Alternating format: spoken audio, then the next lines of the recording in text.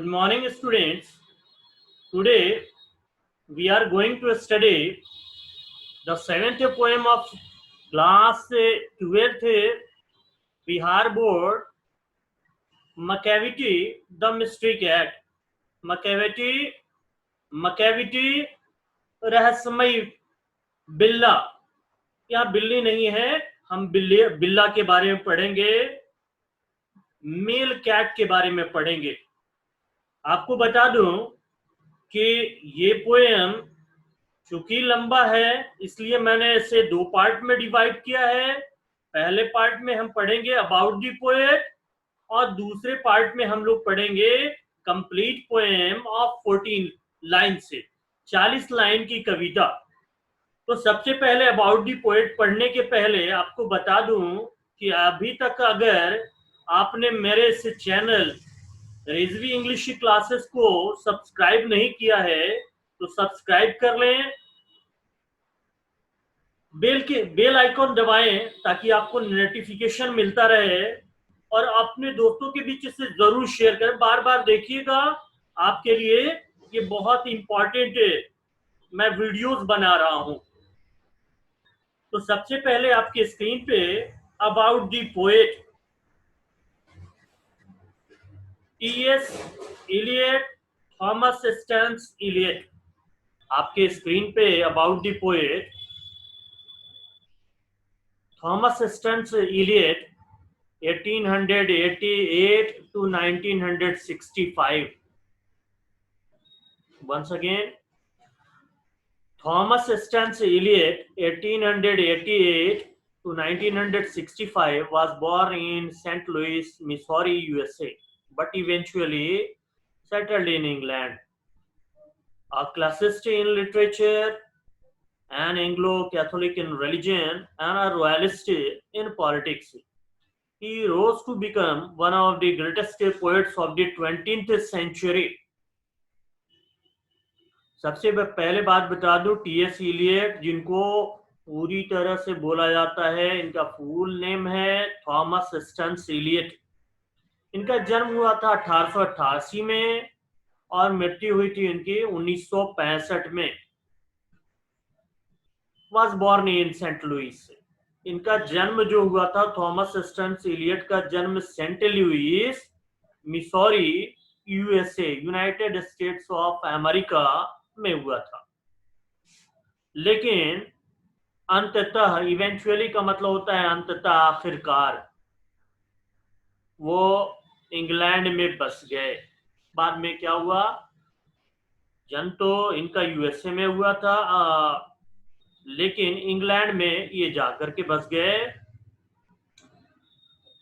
और ये साहित्य में एक क्लासिस्ट यानी शास्त्रीय प्रणाली का अनुसरण करने वाला. शास्त्रीय का मतलब होता है प्राचीन जो प्रणाली, प्राचीन जो सिस्टम है उसका मानने वाला, उसको अनुसरण करने वाला.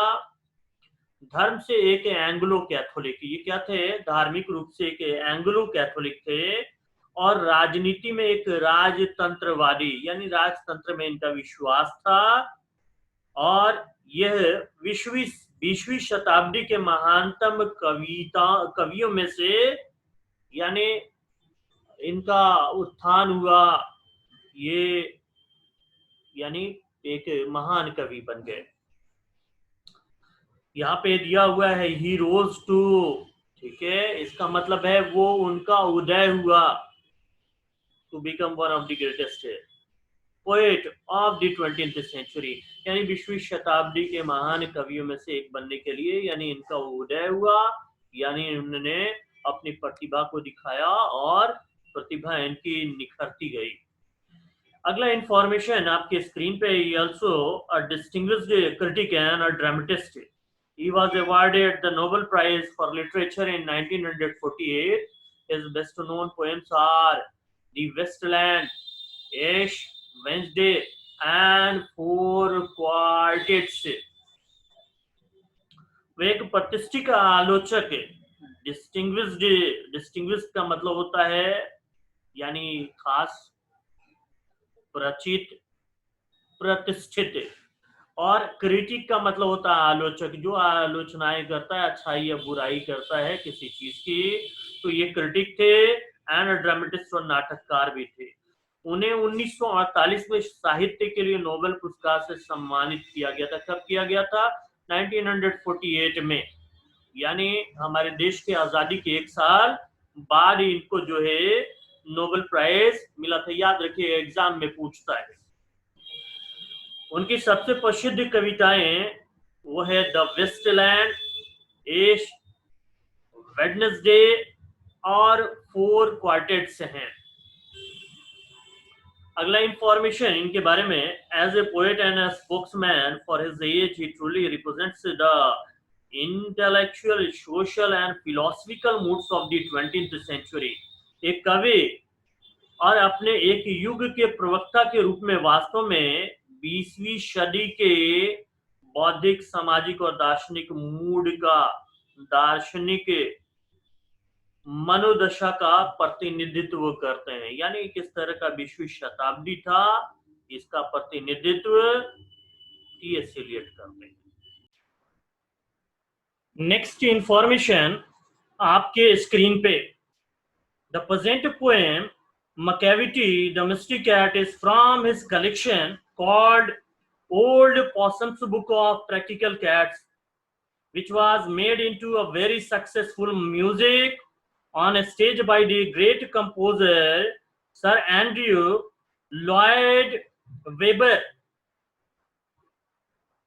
वर्तमान कविता मकैविटी द मिस्ट्री कैट यानी रहस्यमय बिल्ला उनके संग्रह से है, यानी जो कलेक्शन ऑफ पोएम से है टी.एस. एलियट के, उनके संग्रह से है, जिसे Old Possum's Book of Practical Cats कहा जाता है।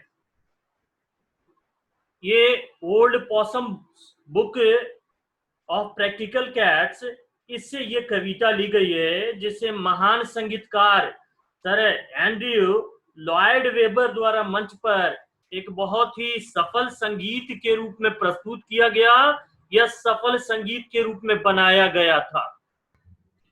लास्ट इंफॉर्मेशन इनके बारे में है आपके स्क्रीन पे। It is a light poem in the mock heroic when. It does not need any Solomon और detailed analysis. Its charm comes from its neat rhymes and galloping rhythm, as well as the comic effect of a monster criminal who is in fact a cat. इस information में है कि it is a light poem, ये हल्की फुल्की जो एक कविता है, in the mock heroic when. When का मतलब होता है शैली, जो तरीका होता है लिखने का, और मॉक का मतलब होता है नकली, और हीरोइक का मतलब होता है यानी वीर रस वाली। तो ये क्या है? ये नकली वीर रस शैली में एक हल्की फुल्की कविता है। इसे किसी गंभीर या विस्तृत विश्लेषण की आवश्यकता नहीं है, इस पर कोई डिटेल्ड एनालिसिस करने की जरूरत नहीं है, बहुत हल्की फुल्की है, यानी मनोरंजन के तौर पे इसको देखना है। इसका आकर्षण इसकी साफ सुथरी तुकबंदी और सरपट दौड़ती लय के साथ एक राक्षस अपराधी के हास्य प्रभाव से आता है। यानी इसमें जो एक राक्षस अपराधी है, उसका जो कॉमिकल जो इफेक्ट है, उसके द्वारा इसका आकर्षण जो है वो प्रभाव में आता है। और इनफैक्ट